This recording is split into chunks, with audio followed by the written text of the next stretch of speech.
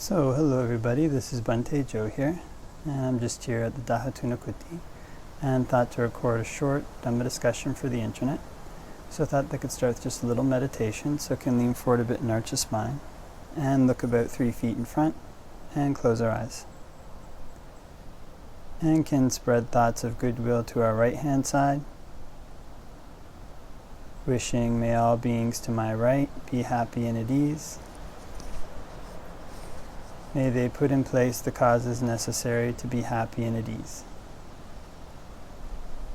And we can make the mind infinite, can make it unbounded, all the way to the ends of the universe and beyond, in every dimension. May all beings to my right be happy and at ease.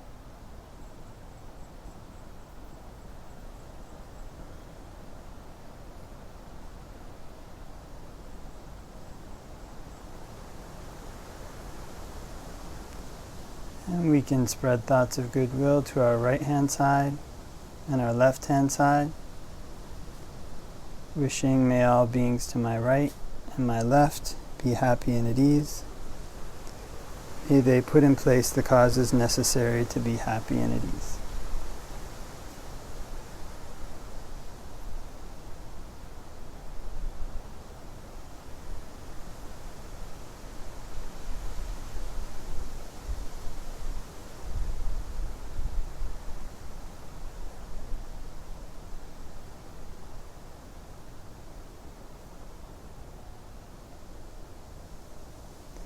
And we can spread thoughts of goodwill to our right hand side, our left hand side, and in front. May all beings to my right, my left, and in front be happy and at ease. May they put in place the causes necessary to be happy and at ease.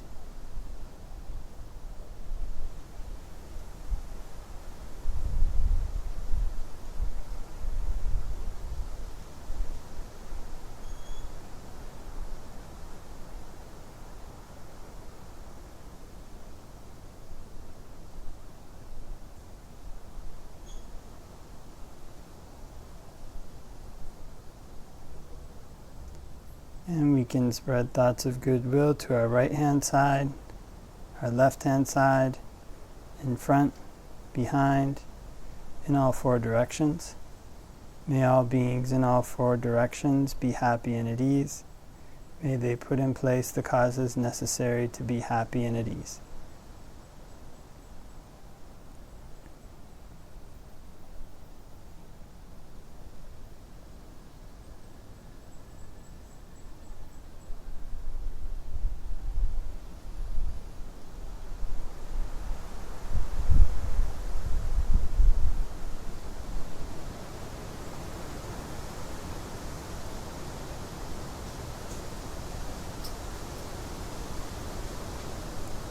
And we can spread thoughts of goodwill to our right hand side, to our left hand side, in front, behind, and above.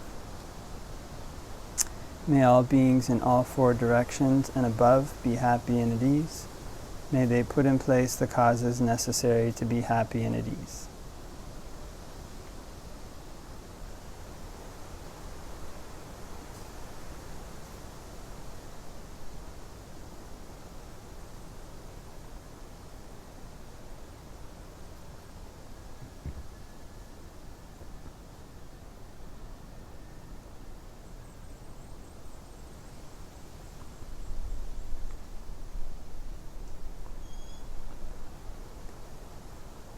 And we can spread thoughts of goodwill to our right hand side, our left hand side, in front, behind, above, below, all around in every direction, everywhere. May all beings all around in every direction, everywhere be happy and at ease. May they put in place the causes necessary to be happy and at ease.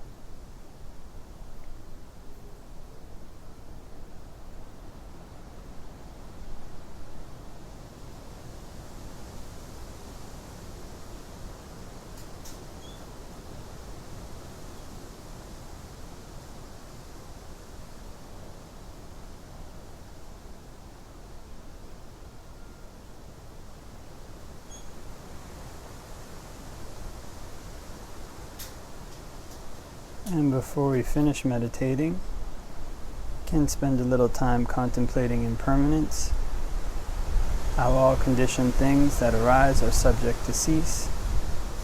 They're not me, they're not mine, they're not myself, they're suffering.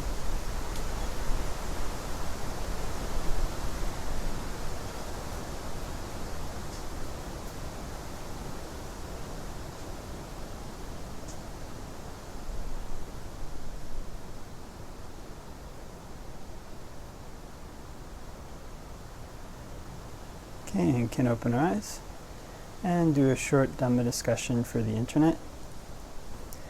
Namo tassa bhagavato arahato samma sambuddhassa. Namo tassa bhagavato arahato samma sambuddhassa. Namo tassa bhagavato arahato samma sambuddhassa.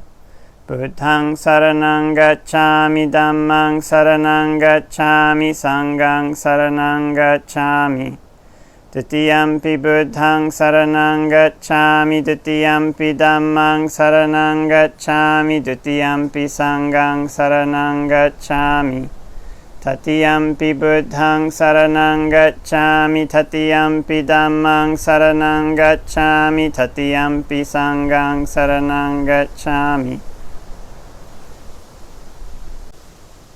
So, hope that everybody's having a great day wherever it might be. And I got a question in the discussions tab of YouTube. It was left about a month ago, but I actually didn't know there was a discussions tab on YouTube. So I kind of found that by accident. And it was a good question. It was, would it be possible to discuss yoniso manasikara, its importance?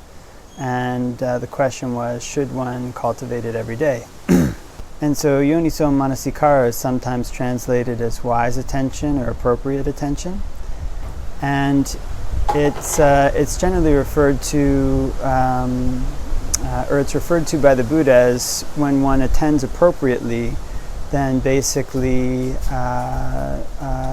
more or less unskillful qualities don't arise and skillful qualities don't diminish. When one attends appropriately, then skillful qualities arise. So in specific, the ones that I'm most aware of for appropriate attention, when the Buddha discusses when a person attends inappropriately, thinking, was I in the past? Am I in the present? Will I be in the future? This kind of thing. And as a result, they form an idea about a self. So like, I have a self, I have no self. With the self, I see what is not self. The self is, all these various combinations as far as how one can have a self. And so the gist of it is that this appropriate attention basically means that there are topics that are fit for people to attend to, topics that are not fit for people to attend to. And it has overlaps with kind of other terms that the Buddha uses in the suttas, like if one is heedful, then one is kind of being careful to pay attention to when the appropriate balance is in developing a wholesome quality. If one is ardent, then one wants to develop wholesome qualities further than one already has. So all these involve an element of appropriate attention. Even developing things like right view, one has to attend appropriately in order to have right view. And so, and of course, having right view about appropriate attention can lead to appropriate attention. So in any event, one of the simplest ways to look at it may be just to think of it as the way that one attends to things. So if one places attention on certain thoughts, if one places attention on certain themes, then do wholesome qualities increase? Do unwholesome qualities decrease? So I know in the West, at least growing up, there was a very strong emphasis on reason, kind of rationality, and placing a lot of emphasis on this because it's achieved really excellent things in Western society. And also in Buddhism, wisdom is the foremost faculty, or panya, this kind of discernment, which has overlaps with reason. It's this faculty that discerns, that's able to separate things. And this is similar to the faculty that's prized in the West, similar or the same. And so one of the things, though, is that if one comes to practice, there are certain problems that one can solve with reason and other ones that one can solve with intuition. And so if one keeps trying to apply reason, trying to think about one's way out of a problem, when the cause of the problem is actually thinking, then the problem gets worse. And so this is one of the ways that one can attend inappropriately. One can attend to a particular thought that arises inappropriately in such a way that it comes up again and again, and it grows and it gets worse. It can also be the case that sometimes certain thoughts arise in the mind, and one thinks that one has to give attention to them. One thinks that one has to solve them, or certain emotions come up and one thinks that one has to pay attention to them, one has to react to them, either for or against them, or whatever it might be. And so in this case, some of these things are so addictive, they're so part of the way that people form their worldview, so part of the way that people live their life, that it's very hard not to attend to them. And yet, one keeps attending to these things habitually, that's creating the problems that one is trying to escape some of the time. It's one's attention to these things that one is creating the problem. So appropriate attention is very important. It's basically if one attends to certain themes, then wholesome qualities increase, unwholesome qualities decrease. It sounds very simple. But the way that people live their life, the way that one lives one's life, is that one has a certain set of perceptions, one has a certain set of ideas, one has a certain way of approaching the world and solving problems. And this way of perceiving, approaching the world, and solving problems is very habitual, can become very habitual and ingrained. So one can think it's part of one's personality and basically is the way that one has to operate. But this is a matter of this can be a matter of the way one attends to these objects, the ideas behind them, the intentions behind them. And so if one changes one's attention, instead of focusing, say, if a thought or a worry like should I search for a new job, or something like this, or if a thought or a worry, why isn't, I'm putting forth all this effort, how come I'm not getting the results that I want from my practice right now? And so if one attends to those kind of thoughts in an inappropriate way, then it can make things worse. So there was a story about Venerable Anuruddha in the canon where he went to Venerable Sariputta and he said, I have the divine eye. He said, I have, I can see, I guess you can see beings passing away and re-arising, and it's basically it's kind of the psychic power that lets one see certain things. He said, I have energy aroused, and all these various things. And Venerable Sariputta said, that you think thus of your divine eye is conceit in you, that you think thus of your aroused energy, that's restlessness in you. And there was one other quality that I can't remember right now. But it'd be good if you, instead of attending to those things, turned your attention to the deathless. And so with that advice, I guess, that helped Venerable Anuruddha in his practice. And so there's ways that one approaches solving problems, approaches the world that become so ingrained one can't see past them. One can't attend out of them. And this is what makes developing appropriate attention something very difficult. And this is what makes Buddhist practice something revolutionary in terms of one of the things that makes it revolutionary in terms of the way that one perceives the world. So using appropriate attention every day is very important, or every moment is very important, because the goal of one's practice, the proximate goal, is to have wholesome qualities increase, unwholesome qualities decrease, so that one can move forward on the way to Nibbana. And to do this, one has to know which things are fit to attend to, which things are not fit to attend to. And the tricky part about doing this is that some of the things that are not fit to attend to are so ingrained, they're so part of one's worldview, that it's very difficult to imagine a way of attending outside of them. It's very difficult to imagine a way of solving problems outside of them. It's very difficult when one is trying to achieve something in one's practice through strong effort, or If one has very high opinions about one's abilities in practice, one has the divine eye, it's very difficult to develop the attitude that one is attending to these things inappropriately, that one's attention to them might not be right, and there might be a better theme to turn one's mind to turn one's mind away from. So in one's practice, if one starts to suffer immensely and one can't find a way out, one of the things that may be a solution is this appropriate attention. Is that there may be a way of attending. There may be a way of attending to the problem. There may be a way of looking at the world. There may be a way of approaching situations that one hasn't thought of before, one hasn't done before, and one hasn't experienced before.